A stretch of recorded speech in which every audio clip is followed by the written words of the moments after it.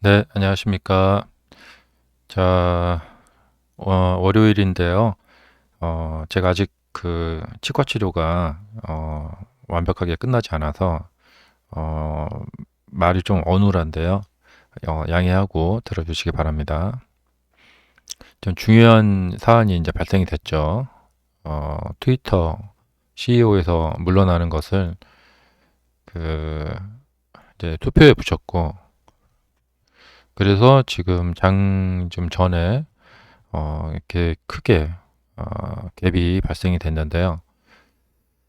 자, 저는 어디까지나 중립적인 입장에서 말씀을 드리겠습니다. 냉정하게.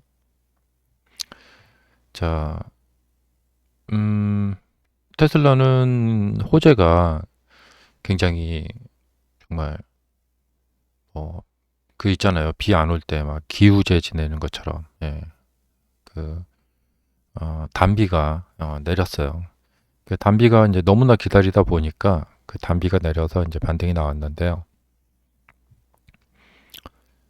어, 우선 이제 트위터 그 CEO에서 물러나는 거. 예. 하지만 어차피 대주주이니까 일명 이제 대리사장, 바지사장이라고 하죠. 네. 그래서 트위터에서 이제 어떤 정책을 피거나 뭘 어떻게 한다. 그러면 CEO에서 물러났다고 그 책임에서 이렇게 비난을 벗어날 수는 없어요. 그렇기 때문에 이 트위터 새로운 CEO가 와서 뭐를 한다. 그러면 그 뒤에는 머스크가 있겠다라고 사람들은 생각을 할 거예요. 그래서 비난은 계속될 거고, 그럼 그 비난이 계속되면 또 머스크의 또 명성은 또 계속해서 안 좋아질 것 같고, 어, 그것은 또 테슬라 주가에 영향을 미칠 것 같고요. 음, 그 다음에 이제 멕시코 공장이, 자, 지금 우리는 자사주 매입이 필요합니다. 자사주 매입이 필요한데, 그럼 돈이 필요하죠. 근데 이 돈이 자사주 매입으로 가지 않고 멕시코 공장 짓는 데로 들어간다. 그리고 이제 음, 공장을 짓게 되면 계속해서 돈이 계속 엄청나게 들어갑니다. 예. 그러면 회사에 이제 유보금이 내려가게 되고요. 금리가 높고 경기가 침체되는 시기에 이때는 현금을 많이 쌓아놓고 이 어려운 시기를 버티는 거거든요. 근데 이런 시기에 멕시코 공장을 만약에 짝공을 한다. 그럼 회사의 돈은 줄어들게 되고 자사주 매입은 어려워지게 되고 매 분기마다 실적을 계속해서 이렇게 올려야 되는데 테슬라의 지금 문제가 뭐냐면 계속해서 실적이 이 각도로 올라왔어요.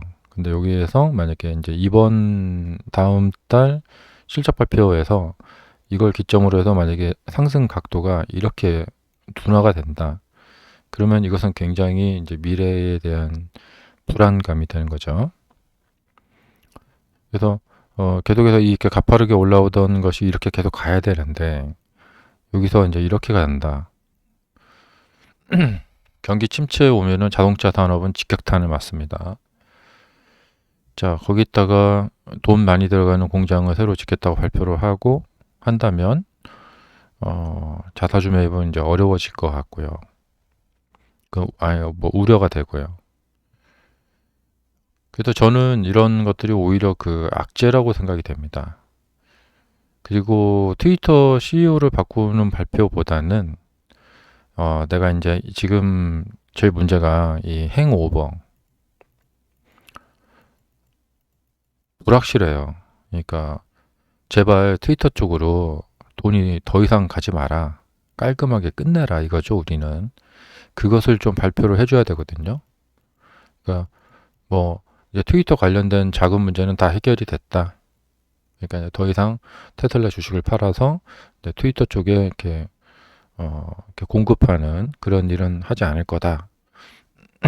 그런 발표를 해주기를 해주는 것이 가장 이 주식 상승하는데 좋거든요.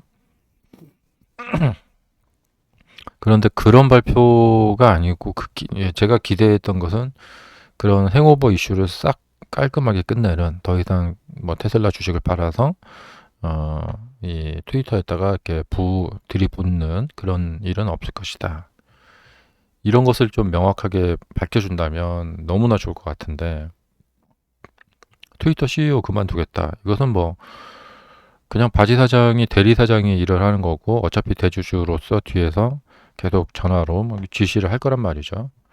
그래서 크게 뭐 당장의 단기적으로는 이제 너무나 그 가뭄 속의 단비 같은 효과가 있기 때문에 이렇게 반등을 하지만, 이게 뭐 펀더멘탈적으로, 그다음에 이제 이 매크로 상황은 여전히 지금 시장은 내년에 있을 경기 침체를 지금 대비하고 있거든요.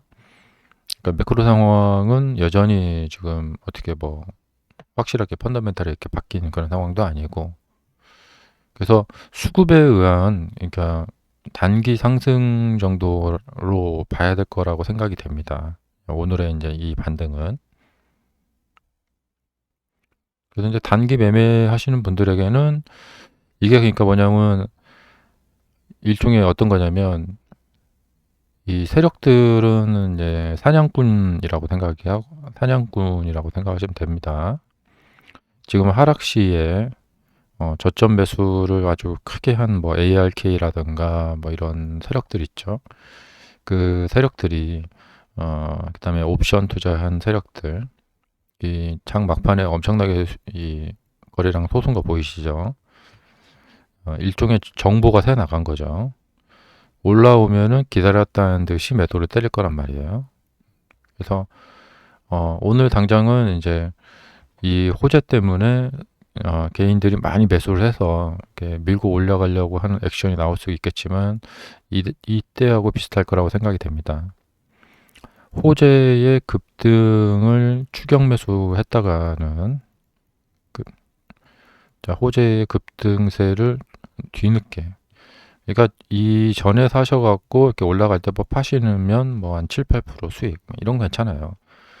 근데 지금 뭐 펀더멘탈적으로 완전히 뭐 대대적으로 이번 사건 때문에 대세적인 흐름이 바뀌기는 어려울 것 같다 생각이 들어요. 뭐 더 추가적인 확인이 필요하다. 잘못하면은 네, 이런 이제 상황 있죠. 저번에 겪으셨죠. 그런 것을 좀 고민을 많이 해보셔야 될 것 같다. 고민을 좀 해보셔야 될 것 같다는 생각이 들어요. 그러니까 지금은 어 이제 단기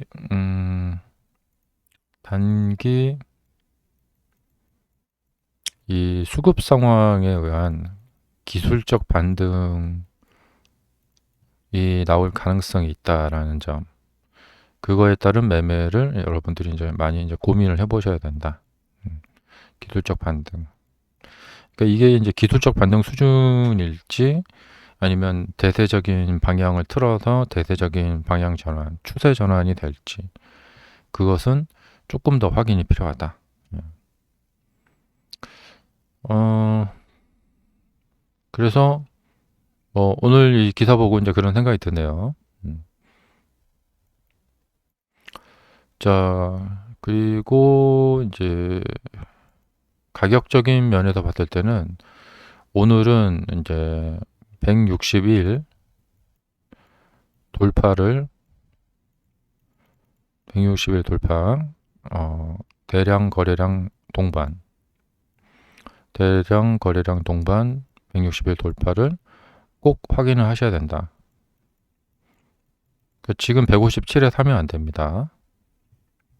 안 된다기보다도 고민을 많이 하셔야 됩니다. 그 다음에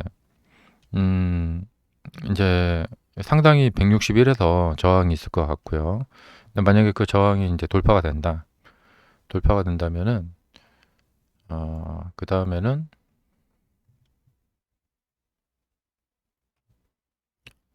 그러니까 저는 오늘 바로 저항이 나타날 것 같다라는 예상이 듭니다. 근데 강력한 거래량이 터져서 이게 다 돌파가 된다면은 괜찮을 것 같고요.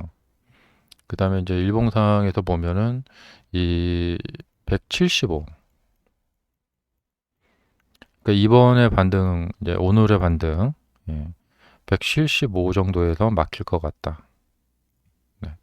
저번에 이제 여기서 막히듯이, 이렇게 반등이 이렇게 막히듯이, 이번에도 이렇게 여기를 넘어가는가, 이게 좀 중요할 것 같아요. 여기서 좀 저항이 예상이 됩니다.